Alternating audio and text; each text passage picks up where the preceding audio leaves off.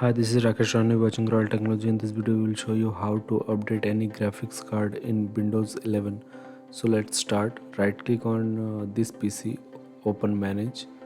Once open, click on device manager. Then here you will see your graphics card under this display. So right now I have Intel graphics on my laptop.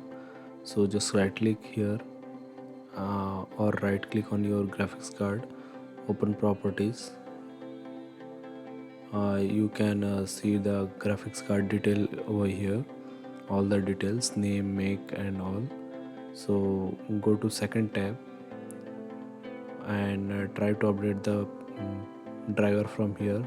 If you select the first option, it will download all the update online, and if you select the second option, it will browse for you from your machine or laptop if you have the driver offline setup, so you can browse it from here and update it. You have one more option. You can visit the portal of that graphics card maker and download the patch or updated file from there and update it. So thanks for watching. See you in the next video.